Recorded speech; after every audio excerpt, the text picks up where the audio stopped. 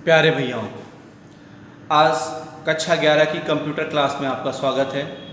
कल हमने सीखा था बाइनरी से दशमलव में कैसे परिवर्तित करते हैं। आज सीखेंगे दशमलव संख्या से बाइनरी संख्या में कैसे परिवर्तित करते हैं। तो आइए शुरू करते हैं। हमने यहाँ पर एक संख्या लिख रखी है 21 और नीचे लिख रखा है 10। ये 10 जो बेस इसका दिया है, इससे प्रदर्शित होता है कि ये दशमलव संख्या है, डेसिमल नंबर सिस्टम है। जिस संख्या में 0 से 9 तक अंक आते हैं, अगर 0 से 9 तक अंकों को काउंट करेंगे तो टोटल संख्या 10 होती है।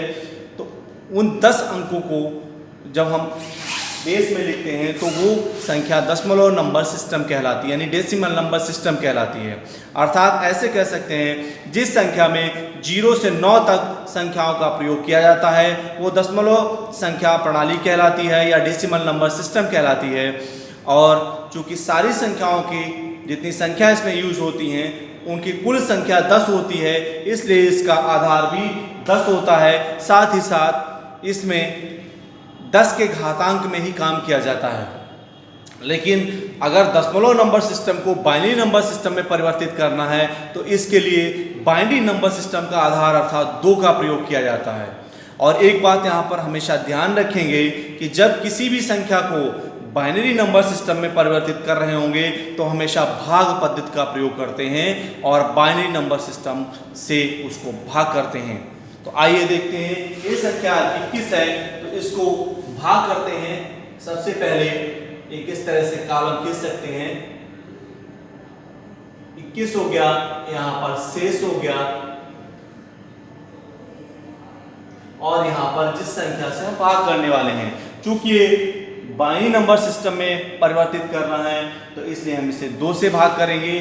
जब 2 से आप 21 को भाग करोगे तो भागफल आपका आएगा 2.20, यानी यहाँ पर 20 भाग, अगर 2 से 21 को भाग करेंगे तो 20 बार जाएगा, 10 बार जाएगा और शेष फल आपका 1 बचेगा। अगर आप चाहें तो अलग से इसको एक नॉर्मल तरीके से भाग करके देख सकते हैं। 21, 2 एकम 2 बचा 1, 0 बढ़ाया, ये शेष हो गया।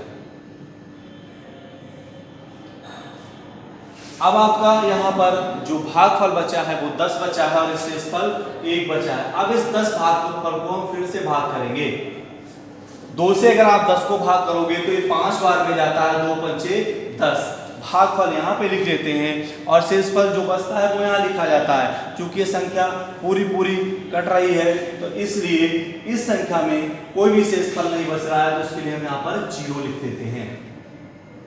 फिर अगली बार फिर जो 5 भागफल आया इससे फिर 2 से भाग करते हैं। 2 से अगर 5 को भाग करेंगे तो इसका भागफल 2 आएगा और शेषफल 1 बचेगा। कैसे, देखिए 5 को अगर हम 2 से भाग करेंगे, 2 दूना 4, यहाँ शेषफल 1, भागफल 2 और शेषफल 1, तो भागफल 2 हो गया और शेषफल 1 हो गया। फिर से वही काम करते हैं, फिर हम इसे 2 से भाग करते हैं, 2 एकम 2, पूरी संख्या कट गई। जब पूरी संख्या कट जाती है तो शेषफल यहाँ पर 0 आता है। अब लास्ट में, सबसे लास्ट में अगर संख्या 1 बच रही है तो उस संख्या को क्या काम करना, 2 इधर लिख देना। 2 से 1 को हम भाग नहीं कर सकते हैं तो ये 1 शेषफल में चला जाएगा। इस तरह से इधर आप देखेंगे 1 0 1 0 1 0 आया, क्योंकि बाइनरी नंबर सिस्टम में सिर्फ 1 0 1 0 1 0 ही होता है। अब इसको नीचे से ऊपर के क्रम में लिखते हैं, 1 0 1 0 1। अगर आप देखेंगे तो यह संख्या ही पिछले लेक्चर में हमने ली थी और इसी संख्या को दशमलव संख्या में परिवर्तित किया था। इस तरह से इसका जो बाइनरी परिवर्तन आया 1 0 1 0 1 0 और उस पे आधार लगा दिया 2, इस तरह से ये संख्या आपकी परिवर्तित हो गई। प्यारे बच्चों, हमेशा ध्यान रखेंगे अगर किसी भी संख्या को बाइनरी संख्या में परिवर्तित करेंगे तो वहाँ पर भाग विधि का प्रयोग करते हैं और जब बाइनरी संख्या को किसी भी संख्या में परिवर्तित करेंगे तो वहां पर गुणनफल विधि का प्रयोग करते हैं। ये बात हमेशा आप ध्यान रखेंगे।